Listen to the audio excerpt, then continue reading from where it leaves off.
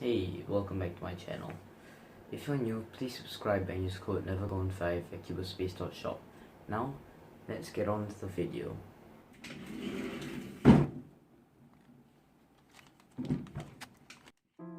I actually started out doing 3x3 as my first ever cube, like a lot of people usually do. My first ever 3x3 was some random cube from Popular that I'm pretty sure was a Guanlong Plus. When I got home, I tried solving it side by side like non-cubers usually do, and whenever I couldn't solve it, I would just take apart my cube and put it back together. At some point, I just got tired of doing that, so I went onto YouTube one day and pulled up a tutorial which happened to be the one made by The Cubicle. So I'm pretty glad I was able to start out cubing with some good resources. I learned how to solve the cube with the beginner's method, and from then on, I just kept grinding solves for the next few days or weeks actually. I wasn't exactly the fastest since I just started cubing, and I was still using the beginner's method.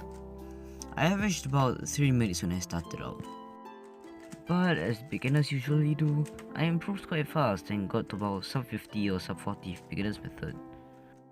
And once again, as usual, my improvement started slowing down, so I learned how to do cross as the first step instead of the daisy, and for look last layer, which also really helped me to get sub 35 with a little bit of grinding. At this point, I couldn't really improve much at all, so I decided to try and learn C4. I did not understand a thing. It took like a few months to understand how F2L worked, and even after that, I still wasn't familiar with it at all. However, I eventually got used to the method and understood how intuitive F2L worked. This really helped to cut down my times, and I finally became sub 25 after a while. Also, a little bit before I learned C4, I bought a carbon fiber cube set which included a 3x3 since I lost the Guanlong. That actually really helped me to improve my times, but I lubed it with water, Vaseline, lost the red center cap in a country that is literally across the globe from Singapore, and even tried magnetizing it but messed up the polarities. At my first competition, I bought a Yushin Little Magic which helped me to finally get sub 20 with a lot more grinding involved too. I might have made getting sub 20 sound a lot more easy than it actually is.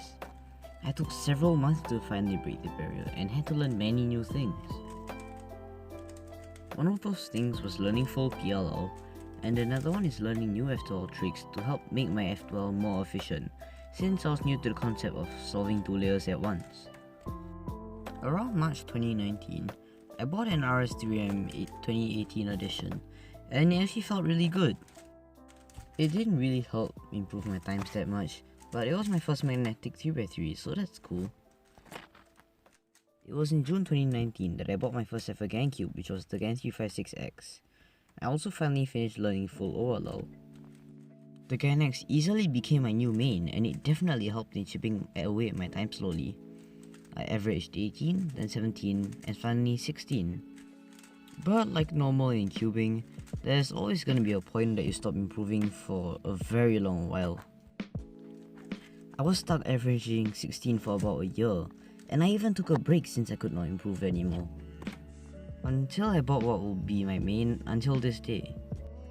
In June 2020, I bought a GTS 3M, and I have not regret making that purchase at all. I still have no clue how or why, but I suddenly started averaging sub 15 on this cube that I'm using to solve in this video.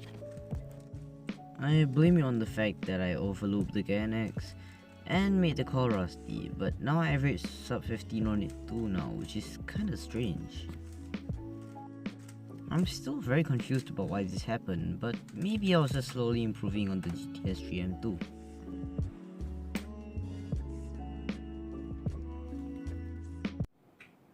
Now here I am today. Hi, I'm Osuba YT and I'm known as Aryan in my daily life. I finally averaged 12 to 13 seconds on 3x3 after cubing for almost 3 years actually. And my main is GTS 3M.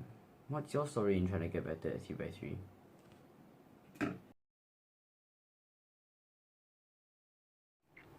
To be honest, I don't really like cubing that much anymore. You may see me cube sometimes, but I don't enjoy doing sessions that much. Doing solves just seems kinda repetitive and boring to me now, since there aren't any more cubing related events that allow me to socialize with my friends. So that's pretty much all I can do. My cubing journey has been really fun nonetheless, and I hope that I'll be able to continue this hobby for a really long time. Alright, peace out. It's 12 a.m. Have a nice day today and happy cubing, I guess.